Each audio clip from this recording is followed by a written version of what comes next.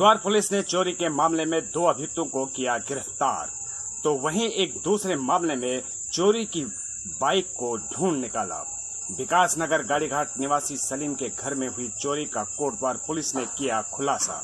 वरिष्ठ पुलिस अधीक्षक पौड़ी पी रेणुका देवी द्वारा उक्त चोरी की घटना को गंभीरता से जल्द निस्तारण के आदेश दिए गए, जिस क्रम में अपर पुलिस अधीक्षक मनीषा जोशी, पुलिस उपाधीक्षक अनिल जोशी के पर्यवेक्षण में प्रभारी निरीक्षक नरेंद्र सिंह बिष्ट द्वारा उक्त मामले में उप निरीक्षक विनोद कुमार के नेतृत्व में एक टीम का गठन किया गया। गठित टीम द्वारा ठोस सुरागसी पतारसी करते हुए आर्मी कैंटीन के गेट के समीप से चोरी में संलिप्त अभियुक्त मनीष व शाहिद को मैं चोरी के माल सहित गिरफ्तार किया।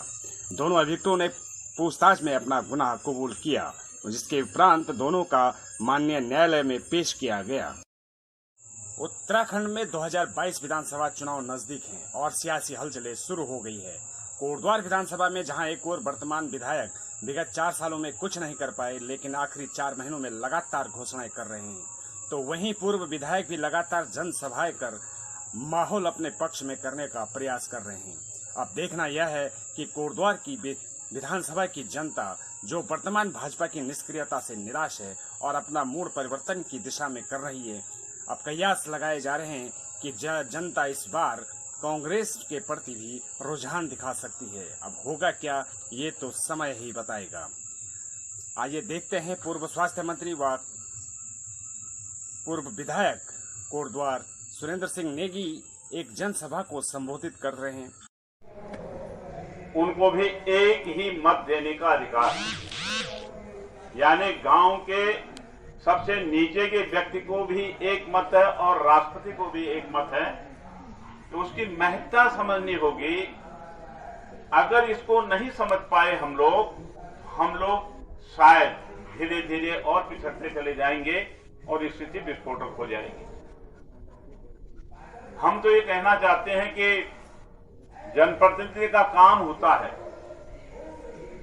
कि कहां क्या कमी है, कैसे उसको दूर किया जाए और शासन में बैठकर उन योजनाओं के लिए धन उपलब्ध कराते हुए लोगों को सहूलियत पहुंचाने का काम जो है जनप्रतिनिधि का होता है। लेकिन कभी कभी हम लोग ये सोचते हैं कि शायद ये जनप्रतिनिधि भविष्य में और ज्यादा बेहतर काम करने वाला होगा, और उसकी वजह से मुगालते में आकर क्योंकि तरह तरह के भ्रम फैलाए जाते हैं, तरह तरह की चर्चाएं की जाती हैं, तरह तरह के झूठ को आगे बढ़ाया जाता है, तो जिसकी वजह से हम लोग विचलित हो जाते हैं और हम अपना जो मत है, अपना जो हमने एक दिमाग के अंदर खाका बनाया होता है, उससे विचलित होते हुए गलत दिशा में हम वोट देते हैं। जब गलत दिशा में वोट दे दिया तो आपको क्या उम्मीद है कि गलत दिशा वाला वोट सही रास्ता दिखाएगा? गलत अगर हम लोग करते हैं तो उसका नतीजा तो गलत ही होगा, वो अच्छा नहीं होगा। अगर अच्छा नतीजा आप देंगे तो अच्छा कल होगा। और इस पर सोचना अगर प्रारंभ कर दिया, क्योंकि हम लोग इंसान है, सोचने की शक्ति जो है प्राणियों में सबसे पहले जो है इंसान के पास है, बाकी लोगों के पास नहीं। तो मैं उसी तकाजे के आधार पर आपसे अनुरोध करने के लिए आया हूं, इस कोटद्वार के स्वरूप को और मत बिगाड़िए, इस कोटद्वार को और विकृत होने से बचाने में अपना प्रयास कीजिए। अब क्योंकि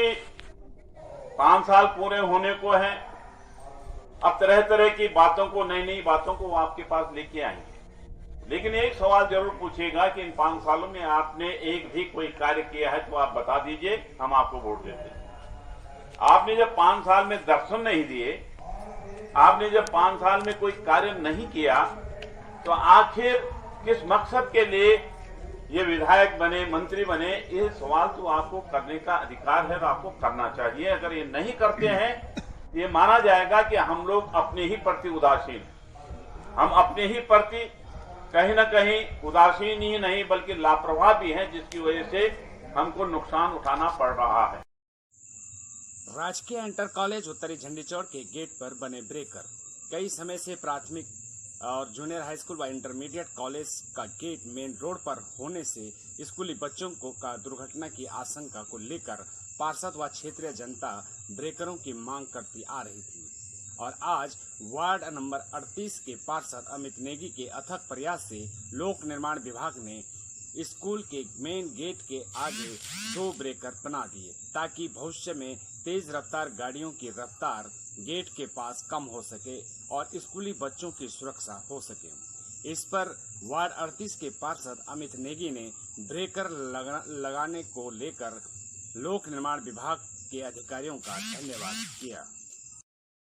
अब शिक्षकों की भी ये थी और सभी क्षेत्रीय जनता भी ये चाहती थी, क्योंकि यहाँ पर आजकल जो बच्चे हैं बाइकर्स हैं वो बड़ी स्पीड से आते हैं और कई बार दुर्घटना होने से बची है। तो ये आपका प्रयास, एक अथक प्रयास आज सार्थक हुआ है, पीडब्ल्यूडी के द्वारा आपने ये करवाया है, तो क्या आप क्या कहेंगे इस पर? धन्यवाद देना चाहता हूँ मैं गढ़ आवाज़ के इस इलेक्ट्रॉनिक चैनल को कि आप हमेशा धरातल पर जाते हैं और क्षेत्रीय समस्याओं को लेकर आते हैं। ये सही कहा आपने कि काफ़ी समय से यहाँ पर, क्योंकि ये हमारी क्षेत्र की जनता की मांग रही है और मैंने उस मांग को देखते हुए हमेशा प्रयास किया कि क्योंकि जहाँ पर हम खड़े हैं इस समय, राजकीय इंटर कॉलेज झंडी चौड़ यहाँ पर है, प्राथमिक विद्यालय यहाँ पर है और जूनियर हाई स्कूल यहाँ पर है, यानी कि 3 विद्यालय वार्ड नंबर 38 झंडी चौड़ उत्तरी के अंतर्गत आती हैं। तो यहाँ पर हमेशा मन में एक भय रहता था बच्चों की सुरक्षा को लेकर, क्योंकि आप देख रहे हैं कि वर्तमान में हालात कुछ नाजुक हैं, कुछ हमारे ही जो छोटे भाई हैं वो भटकाव की स्थिति में हैं और तेज़ गति से बाइक को चलाते हैं, स्टंट भी वो लोग करते हैं। तो बड़ा डर का माहौल रहता था अभिभावकों के मन में। तो उन सभी अभिभावकों की पीड़ा को देखते हुए जब मैंने लोक निर्माण विभाग से मांग रखी तो उन्होंने सहज जो हमारे बिंजोला जी हैं अधिशासी अभियंता हैं, उनके द्वारा और हमारे निर्भय सिंह जी के द्वारा और हमारे जो जई हैं ममगाई जी के द्वारा इस धरातल पर आके जब देखा तो काफ़ी उन्होंने महसूस किया कि यहाँ पे 3 विद्यालय हैं, लेकिन आखिरकार उन्होंने हमारी क्षेत्रीय जनता की मांग को रखा और जो मेरा इस समस्या को लेकर जो मेरे अंदर एक पीड़ा थी उस समस्या का समाधान हुआ है। मैं आपके चैनल के माध्यम से लोक निर्माण के समस्त अधिकारियों को, कर्मचारियों को धन्यवाद देना चाहता हूं कि उन्होंने यहाँ पर ये ब्रेकर्स लगाए हैं। इन ब्रेकर्स से कम अब हम ये संतुष्ट हैं कि जो हमारे जो नौनिहाल है जो तेज स्टंट करते हैं बाइकों के माध्यम से, वो अब नहीं